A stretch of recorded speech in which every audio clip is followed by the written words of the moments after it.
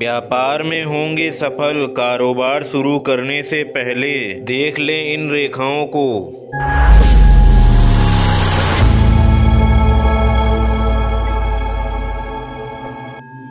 दोस्तों, अगर आपने हमारे चैनल को सब्सक्राइब नहीं किया है तो प्लीज़ सब्सक्राइब करें। चलिए दोस्तों, स्टार्ट करते हैं। व्यापारी वर्ग अक्सर अपने मुनाफे और नुकसान को लेकर आशंकित रहता है, खास तौर पर जब बात किसी नए कारोबार को शुरू करने की हो तो यह टेंशन और भी बढ़ जाती है। लेकिन हस्तरेखा शास्त्र में इसका बड़ा सीधा सा उपाय बताया गया है। आप अपने हाथ को खुद की रेखाएं को देखकर अपने व्यापार का भविष्य जान सकते हैं। तो अगर आप भी किसी नए व्यवसाय को शुरू करने की सोच रहे हैं तो एक बार अपनी हथेलियों में इन रेखाओं को जरूर देख लें। यदि आपकी हथेली पर शनि ग्रह कमजोर है तो यह शुभ संकेत नहीं होता है। साथ ही यदि शनि की उंगली भी ठीक न हो और शुक्र पर्वत उठा हुआ हो तो यह व्यापार में घाटे का संकेत देता है। हस्तरेखा शास्त्र के मुताबिक कभी भी यदि यह संकेत आपके हाथ में दिखे तो कोई भी नया व्यापार शुरू करने से बचना चाहिए। वही व्यवसाय कर रहे हैं तो हानि के सापेक्ष पहले से इंतजाम कर लेने चाहिए। हस्तरेखा शास्त्र के मुताबिक यदि हथेलियों में हृदय रेखा मस्तिष्क रेखा पर जा रही हो तो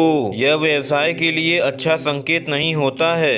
यदि आपके हाथ में ऐसा है तो नया कारोबार शुरू करने से बचें। इसका अर्थ होता है कि व्यवसाय में धीरे धीरे आर्थिक समस्याओं का सामना करना पड़ेगा। साथ ही ऐसी रेखा व्यवसाय की उन्नति में बाधक होती है। यही वजह है कि हृदय रेखा के मस्तिष्क रेखा पर जाने के संकेत को देखकर ही विद्वान जन कोई भी नया कारोबार शुरू करने की मनाही करते हैं। यदि आप कोई नया व्यवसाय शुरू करने जा रहे हैं और हाथ में भाग्य रेखा और जीवन रेखा खंडित हो तो यह शुभ संकेत नहीं होता है। हस्तरेखा शास्त्र की माने तो ऐसी रेखा होने पर कोई भी नया कारोबार शुरू करने से बचना चाहिए। ऐसी रेखाएं व्यापार में आए दिन परेशानियां खड़ी करती हैं। साथ ही विरोधी पक्ष लगातार आपको परेशान करते रहते हैं। अगर आपके हाथ में ऐसी रेखा है तो नया व्यवसाय शुरू करने से बचें। अगर आपका हाथ पतला और सख्त है तो व्यवसाय में कई तरह की परेशानियों का सामना करना पड़ सकता है।